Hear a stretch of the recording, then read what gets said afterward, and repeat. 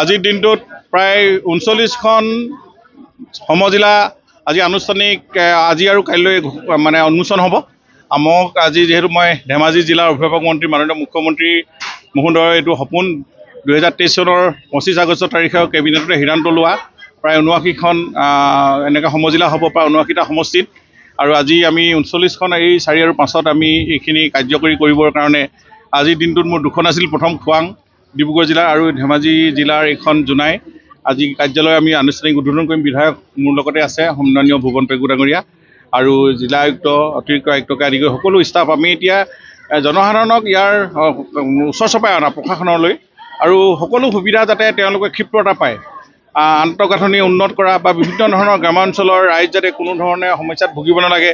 তেওঁলোকৰ টাইম আগতে বহুত লছ জিলা আয়ুক্ত কাৰ্যালয় যাবলৈ নিজৰ থিতাতে গাঁৱতে এনেকুৱা ধৰণৰ কাৰ্যালয় পাব যিখিনি তেওঁলোকে থিতাতে সমস্যাবোৰ সমাধান কৰিবলৈ সুবিধা হ'ব। এনেধৰণে প্ৰশাসনক জনগণৰ ওচৰ চপাই নিয়া আৰু দক্ষতাৰে কাম কৰা বিষয়াসকলে যেতিয়া গাঁৱত আহিব প্ৰকৃত প্ৰতিচ্ছবিখন গাঁৱত উপলব্ধ হ'ব।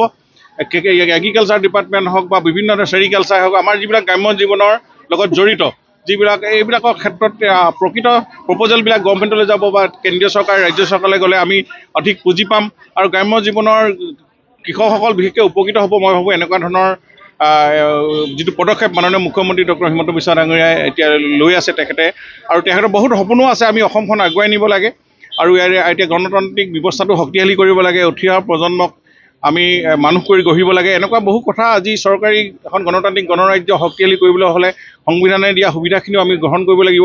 এইখিনি পাবলৈ ৰাইজে মিনিমাম এইখিনি যিখিনি জ্ঞান প্ৰশাসনিক দিশৰ সেইখিনিও জনাৰ একেবাৰে ওচৰ চপাই নিয়াৰ এইটো লক্ষ্য আছে। মই আজি খুব আন্তৰিকতাৰে মই ইয়াত আহি খুব ভাল লাগিলে। ৰাইজ খুব এই ধেমাজিবাসী ৰাইজ খুব মৰমীয়াল আৰু তেওঁলোকৰ যি তেওঁলোকৰ অতিথি আপ্যায়ন মনোভাৱ আৰু যি সমাগম এনেকুৱা প্ৰতিকূল বতৰতো আহি উপস্থিত হৈ তেওঁলোকে খুব আৱেগিকভাৱে তেওঁলোকে ইয়াক গ্ৰহণ কৰিছে আৰু তেওঁলোকৰ বহুদিনীয়া এটা সমস্যাৰ সমাধান হৈছে। গতিকে মই ভাবোঁ আগন্তুক দিনত আমি এইখিনি কাম কৰি এই সমষ্টিটো আমি অসমৰ ভিতৰত এটা ভাল সমষ্টিলৈ নিব লাগিব।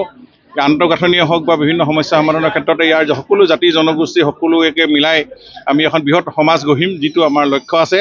আজি অসমে যিটো বিচাৰে এইখিনি কথালৈ আগবঢ়াই নিবৰ কাৰণে সমজিলা কনচেপ্টটো নিশ্চয় আপোনালোকে বুজিলে যে সমজিলাই আমাক উন্নতিৰ শিখৰলৈ লৈ যাব আৰু চৰকাৰী প্ৰশাসনক ওচৰ চপাই নিব, জনগণক দুখীয়া দৰিদ্ৰ মানুহো জিলা আয়ুক্ত লগ পাবই।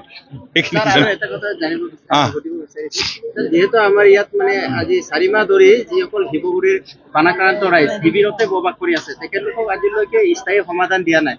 শিবিৰত থকাসকলক তেওঁলোকৰ চৰকাৰেতো জীয়াৰ খোৱা বোৱা কৰি আছে, তেওঁলোকৰ স্থায়ীভাৱে তেওঁলোকৰ ঘৰলৈ যাব পৰা নাই।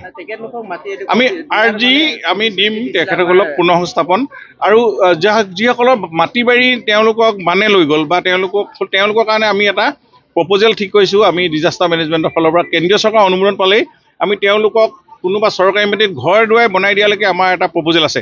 তাৰ কাৰণে 500 কোটি টকা অসম চৰকাৰৰ হাতত আছে।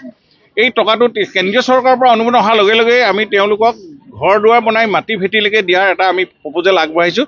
কেন্দ্ৰীয় চৰকাৰৰ পৰা যিদিনে অনুমোদন আহিব তাৰ 5 দিনে আমি জিলা আয়ুক্তৰ লগত কথা পাতি চৰকাৰী মাটি লৈ তেওঁলোকক ঘৰ দুৱাৰ বনাই দিম। সেইখিনি ইৰ'শ্যন এফেক্টেড বা ফ্লাড এফেক্টেড বা তেওঁলোকৰ লেণ্ডলেছ মানুহ তেওঁলোকক সংস্থাপিত কৰা হ'ব।